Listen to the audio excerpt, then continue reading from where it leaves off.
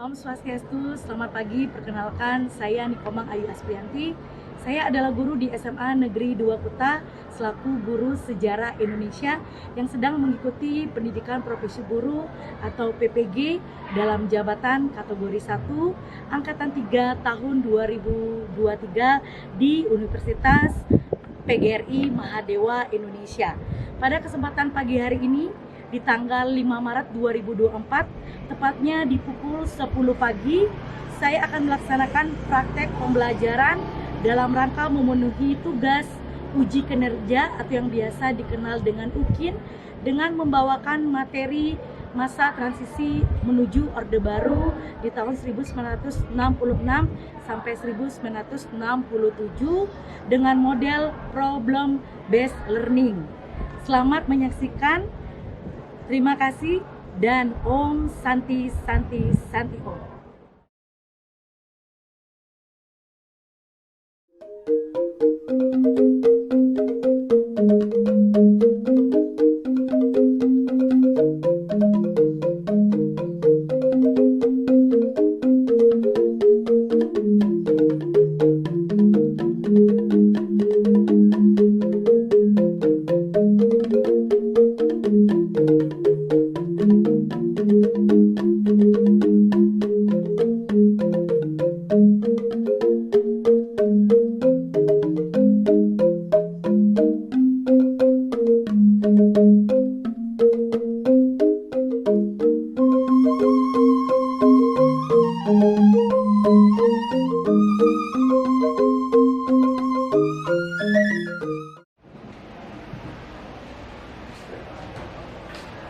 Selamat pagi anak-anak. Pagi. Pada asana Panjali. Om Swastiastu.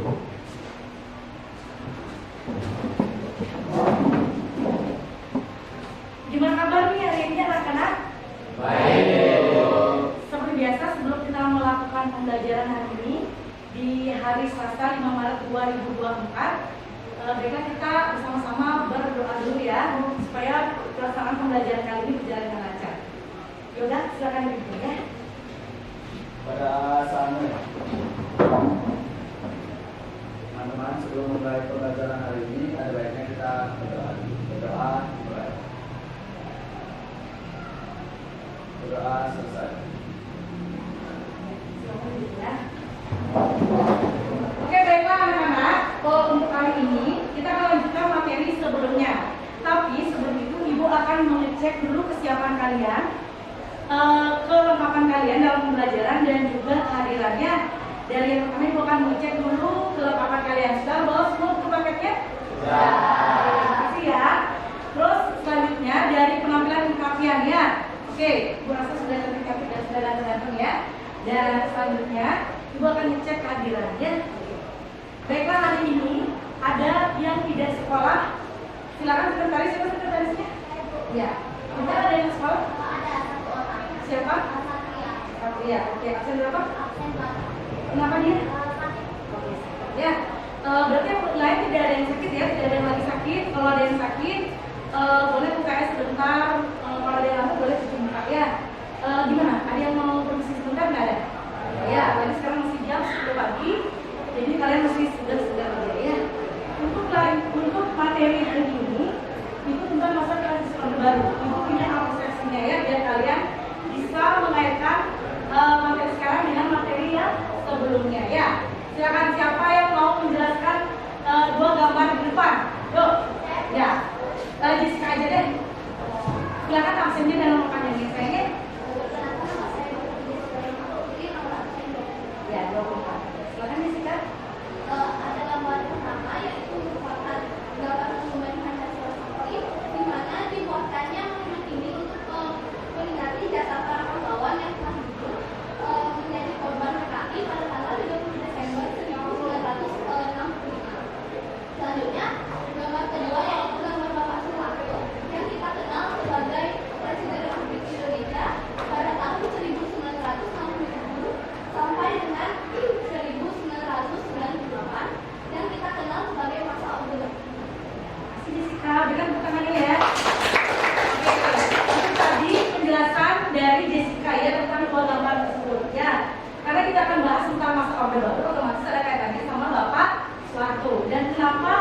ada gambar monumen Pancasila. Ini adalah tokoh-tokoh yang tewas pada saat peristiwa G30 PKI yang dibuang jasanya ke lubang buaya. Dan di materi ini masih juga akan membahas tentang itu, tapi tidak membahas detailnya, tapi tentang khusus siapa yang membunuh atau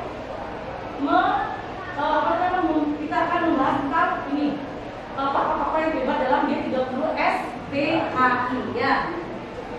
Selanjutnya, sekarang Ibu akan masuk ke tahap selanjutnya, yaitu tentang sebelum kita membahas materi ini, Ibu akan menjelaskan tentang KD kompetensi dasar dan tujuan pembelajarannya. Kalian sudah bisa lihat ke depan ya. Yang pertama itu tentang menganalisis perkembangan kehidupan politik, ekonomi, bangsa Indonesia pada masa Orde Baru. Yaitu tujuan pembelajarannya sekaligus mampu menelaah informasi melalui pengamatan video tentang peristiwa-peristiwa masa transisi Orde Baru. Yang kedua, peserta didik mampu menganalisis peristiwa-peristiwa pada masa transisi Orde Baru melalui metode rekaman dan pengamatan video juga. Nanti di dalam kegiatan pelaksanaannya, nanti kalian akan melakukan kegiatan tanya jawab kayak tadi Bu ya. Ada kan yang masih mengingat materi sebelumnya ya, seperti itu ya. Terus nanti juga akan melakukan diskusi tanya jawab. Nanti akan ada yang presentasi ya, anak-anaknya. Untuk model pembelajaran yang akan Ibu pakai pada kesempatan pagi hari ini, itu ada namanya PBL, Program Based Learning ya. Ada 5 fase. Yang pertama yaitu orientasi peserta didik kepada masalah. Yang kedua, mengorganisasikan peserta didik. Yang ketiga, memilih pendidikan individu dan kelompok. Yang keempat, mengembangkan dan menyajikan hasil karya, presentasi nanti ya. Terus yang kelima adalah menganalisa dan mengevaluasi proses pemecahan masalah. Oke, siap? Kalian siap kan ya? Oke. Untuk penilaian sendiri, jadi setiap menitnya, setiap detiknya, kita kalian kalau ada yang ngantuk apa, itu udah punya nilainya sendiri, ya. Jadi jangan tegang, biasain aja. Kalian harus tetap disiplin, biar semangat belajarnya tambah semangat lagi ya. Itu ada nilai sikap, ada nilai pengetahuan dan juga nilai keterampilan. Kalau keterampilan Ibu ambil pada saat kalian menghasilkan sebuah produk dari LKPD atau permasalahan yang ada di LKPD ya. Untuk pembelajaran hari ini, sebelum Ibunya menjelaskan dan Ibu nanti akan menampilkan video. Mungkin ada yang belajar malam-malam, silakan siapa yang tahu untuk materi hari ini apa saja sih materi dasarnya deh, nggak usah yang harus isinya atau apanya. Yuk, siapa yang mau silakan jelaskan. Yang pertama saya Aulia, yuk. Ya, itu dari yang akan kita bahas hari ini yaitu ada aksi kultural, super smart dan dualisme komunikasi. Ya, terima kasih teman-teman. Ya, benar sekali Aulia ya. Kalian udah bisa lihat di dalam buku juga. Di situ yang pertama ada aksi kultural, yang kedua ada super smart, yang ketiga ada dualisme kepemimpinan nasional ya. Nanti lebih lanjutnya nanti akan ada video juga dan juga ada sedikit materi ya. Oke. Untuk aksi kultural. Jadi aksi kultural udah pasti kalau dari aksi berarti ada demonstrasinya. Baik itu dari mahasiswa, dari itu juga ada dari kami, kasih, kagi, kapi ya. Itu melakukan aksi yang menuntut. Yang pertama permasalahan itu adalah penyusutan secara khusus banget tentang siapa sih pelaku G30 SPKI yang sampai memakan korban jiwa yang tadi ada di monumen Pancasila yang diapresiasikan sama si Jessica ya, itu akan dibahas nanti.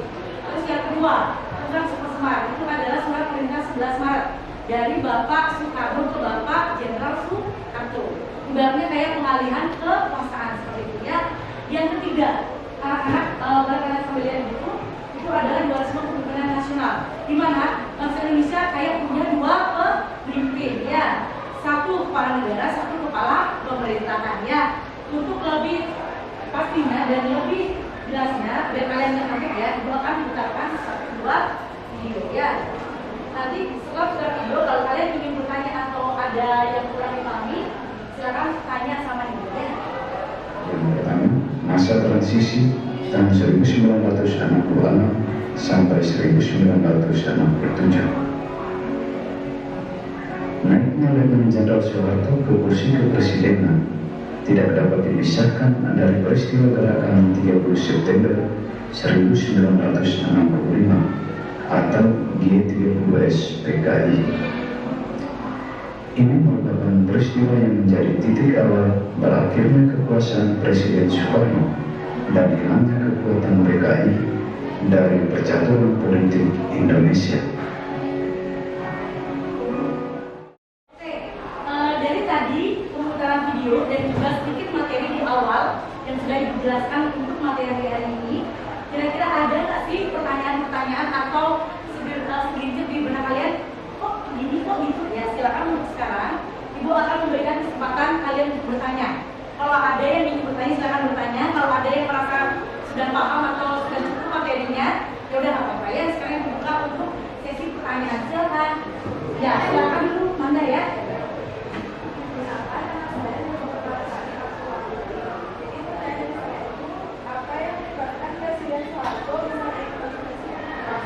Mana ya? Oke, selanjutnya ada yang bertanya lagi ya? Silakan Nadia.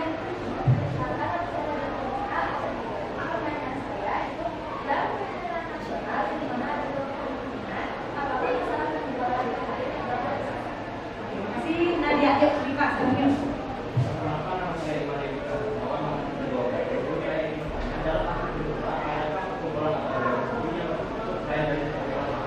Oke, selain mahasiswa berarti ya. Oke, biar nggak banyak sekali lagi satu tanya ya. Siapa yang mau nanya? Ya silakan kita. Pendapat kita aktivitas. Tanya-tanya apakah semua itu sudah adanya? Apa hanya alibi dari Soekarno kepada Soekarno? Ya, kasih ya Dita ya. Berarti sudah ada 4 pertanyaan dari Nadia, Manda, Dita dan Mika ya. Kebetulan untuk di sesi kali ini yaitu masih di fase 1 ya, mengorganisasikan kelas itu Ibu sudah punya LKPD yang pertanyaan-pertanyaan kalian sudah terangkum di LKPD juga ya. Tapi sebelum itu kalian silakan membagi diri menjadi 4 kelompok ya. Jangan yang besti-besti aja gitu ya, anak-anaknya silakan dicampur yang pintar sama yang tak pintar, pokoknya gitu ya. Jangan dicampur, jangan di sama-samain gitu loh. Silakan dicampur gitu ya. Oke, silakan. Kasih waktu 2 menit sampai 4 menit ya. Silakan dari kelompok cowok cewek. Nanti itu kelompoknya bahkan balikan ya. Oke, baiklah kalian sudah kurang lebih 3 menit ya. Kalian bagi kelompok. Sekarang udah ada kelompoknya masing-masing ya. Untuk anak-anak langsung saja Ibu akan membagikan LKPD di masing-masing kelompok. Dan kelompoknya Ibu acak aja ya. Ini ya Yoga ya. Kamu jadi kelompok 1. Oke, untuk kelompok 2, ini bukan kelompok 2 ya. Siapa anak-anak? Ya, ada silakan Arya ya. Oke. Kelompok 3 biar jauh lebar ya. Kita kasih kalian kelompok 3 ya. Silakan ya. Ketuanya siapa? Ya. Oh ya. Dan ini untuk kelompok ya. Siapa ketuanya? Ya. Ya. Oke. Mohon perhatian ke depan dulu ya. Jadi di satu kelompok itu satu meja itu sudah ada LKPD 1. Itu seperti biasa, halaman depan kalian silakan isi tentang identitas kalian sama ketuanya. Nama kelompoknya boleh kalian pakai kelompok bunga, apapun itu terserah kalian. Terus juga ada tujuan pembelajaran yang diucapkan hari ini. Terus di halaman berikutnya ada tentang petunjuk LKPD ya. Ini ya, silakan kalian lihat. Terus permasalahannya juga sudah ada di halaman berikutnya. Jadi setiap kelompok 1 jawab pertanyaan LKPD, nomor 1, kelompok 2, dan kelompok 3 dan seterusnya seperti itu. Oke, untuk diskusi kelompok kali ini, Ibu akan kasih waktu kurang lebih 15 menit. Nanti Ibu minta kalian menghasilkan satu karya berupa infografis atau karya. Ibu rasa karena di sini kalian sudah IT-nya sudah bagus, jadi bisa bagi-bagi. Ya, tugasnya nggak terlalu panjang-panjang, yang penting kalian sesuai dengan pertanyaannya ya. Yang anak-anaknya silakan dikerjakan. Waktu sekali lagi 15.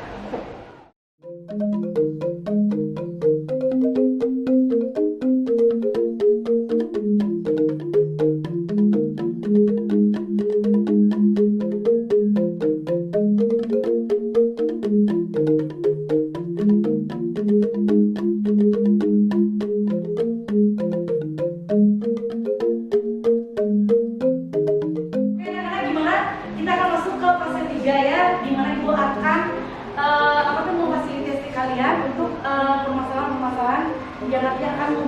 karya untuk LKPD kalian. Ya, kira-kira ada yang kurang, mungkin ada yang bertanya atau yang merasa kesusahan, silakan.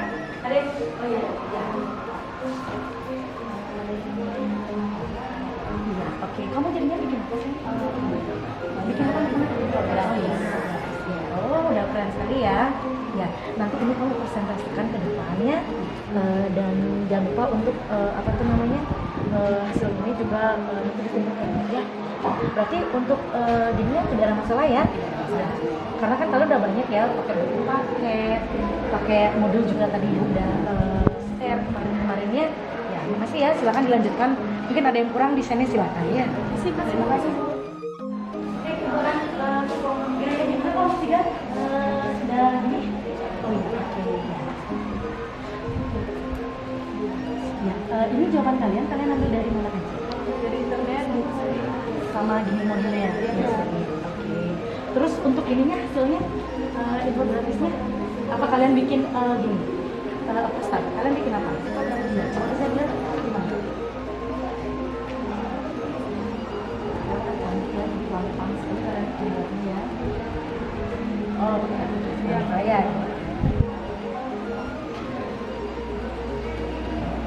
Tapi ini sudah sesuai dengan pertanyaan di gini ya, di LKPD kalian ya. Oke, sip. Tidak ada masalah berarti? Ya, oke. Silakan dilanjutkan ya. Jangan lupa nanti presentasinya dimantapkan lagi ya. Oke, anak-anak, kira-kira sudah 15 menit ya dikasih waktu buat kalian berdiskusi mengenai LKPD yang sudah ibu bagikannya. Jadi ibu ingin melihat gimana hasil karya ya, baik itu dari grafis ataupun hasil kalian berupa poster ya. Oke, silakan ibu minta buat kelompok 2 dulu deh ya, untuk maju ke depan. Kalian buat apa? Ibu grafis atau poster? Ibu grafis ya, silakan dulu ya. Berarti ini pertanyaan nomor untuk kelompok 2 ya. Nanti sekali lagi kalau ada yang ingin bertanya silakan bertanya ya, tidak menutup kemungkinan kelompok 1, 2, atau 3 silakan bebas saja ya. Silakan, yuk kelompok 2 masuk ke depan.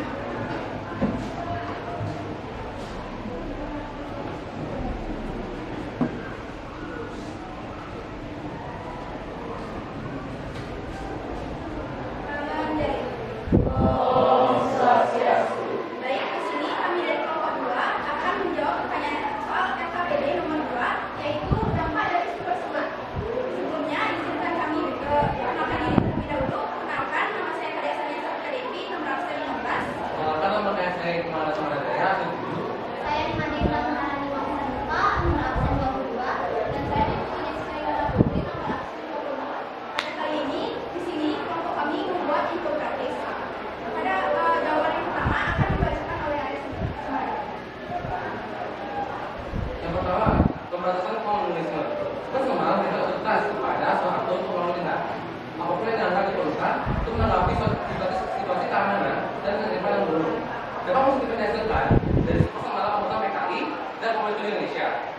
Yang kedua, nilainya pengaruh Blok Timur. Pada masa pemerintahan Soekarno, Indonesia cenderung mendekat kepada negara Blok Timur, yaitu negara-negara yang paham komunisme. Semua dengan mengajukan PKI mengakhiri kedekatan Indonesia dengan Blok Timur, ini membawa perubahan besar dalam politik luar negeri Indonesia dan mengeluarkan wilayah Blok Timur dari wilayah tersebut. Oke, selanjutnya ini akan dijawab oleh baik, nomor 3 yaitu perubahan arah kebijakan di luar negeri. Kedudukan politik Soeharto yang semakin kuat membawa perubahan dalam arah kebijakan luar negeri Indonesia. Indonesia mulai mendekat ke blok barat, memberikan dukungan kepada Amerika Serikat dan melakukan normalisasi hubungan dengan Malaysia yang sebelumnya dianggap sebagai praktek neokolonialisme. Yang keempat yaitu masuknya Indonesia ke PBB.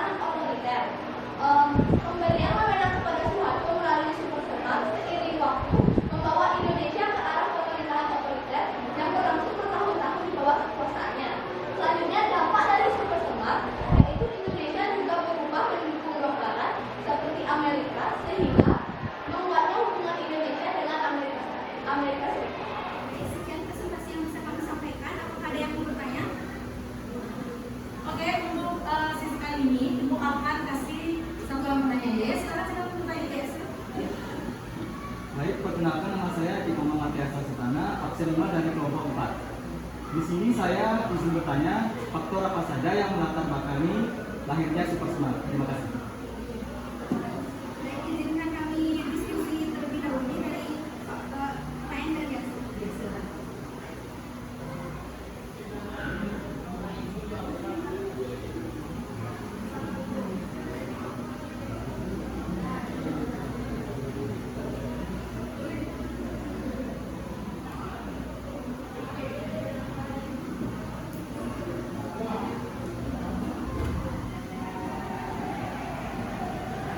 Gimana udah? Yuk, langsung saja ya. Baik, pertanyaannya akan dijawab oleh Intan langsung. Baik, saya akan menjawab pertanyaan dari Yasin, yaitu faktor yang membelakangi lahirnya Super Smart. Di antaranya yang pertama yaitu situasi negara secara umum dalam keadaan kacau dan genting. Yang kedua, untuk mengatasi situasi yang tak menentu akibat pemberontakan G30 SPKI. Yang ketiga, menyelamatkan negara Kesatuan Republik Indonesia. Yang keempat, untuk memulihkan keadaan dan dibawa ke pemerintahan. Gimana ya? Bisa dipahami? Ya, sekarang kelompok 2 bisa ditutup. Baik, sekian presentasi yang bisa kami sampaikan. Mohon maaf jika ada kesalahan kata dari kami semua. Kami tutup dengan kalimat sakti. Oke, silakan berikan. Oke, rekan-rekan, terima kasih ya dari kelompok 1, kelompok 2, kelompok 3 sudah menyajikan hasil LKPD-nya ya dari pertanyaan-pertanyaan yang sudah Ibu tuliskan di LKPD ya. Kalian sudah bagus sekali bikin infografis, bikin poster, dan tentunya ini adalah kreativitas atau hasil dari semua anggota ya, tidak satu atau dua orang aja ya, tapi merupakan hasil dari semua ya.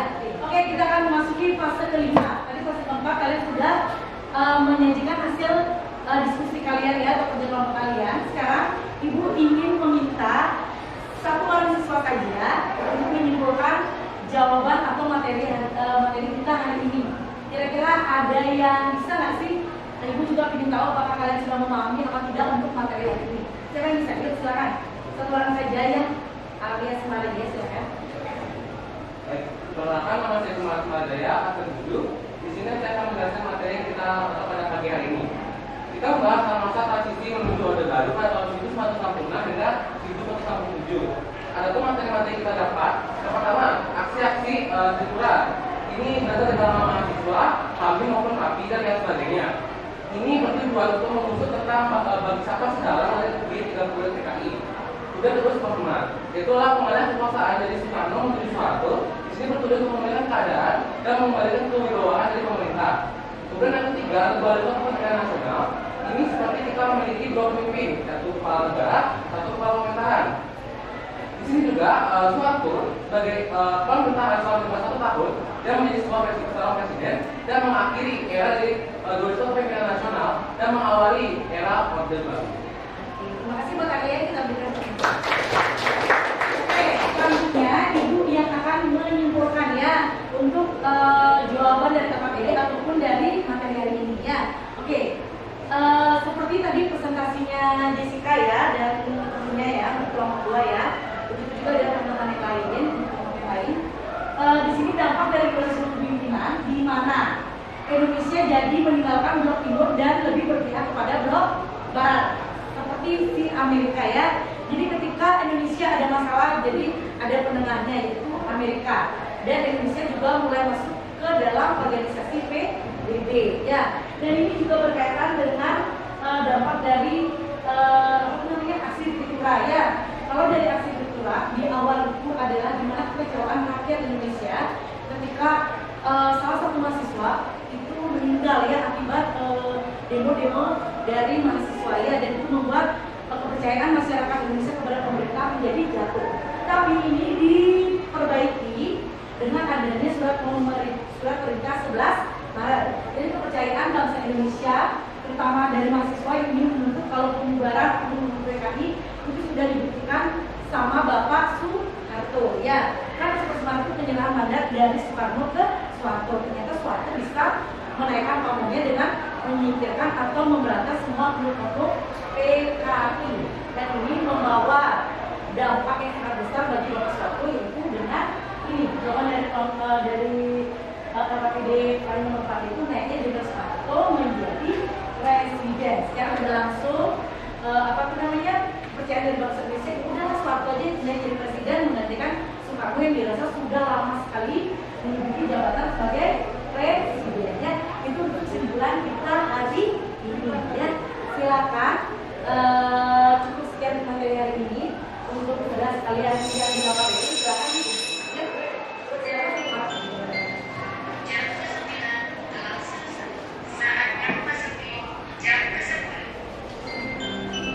Oke, itu dia tadi materi hari ini, tepatnya di tanggal 5 Maret 2024 ya. Kurang lebih sudah hampir 1 jam ya, karena kita pertemuan itu 45 kali 2 ya, jadi 90 menit. Saatnya kita santai dulu ya, kita akan melakukan yang namanya ice breaking biar kalian semangat ya, oke? Yuk, jangan lepas ya, yuk. Tangan di atas, nggak apa-apa, keteknya bau, nggak apa-apa, yuk. Yuk. Masih kaki masuk kaki, yuk. Ingat ya, kalau semut style, kalau gajah kecil ya. Gajah,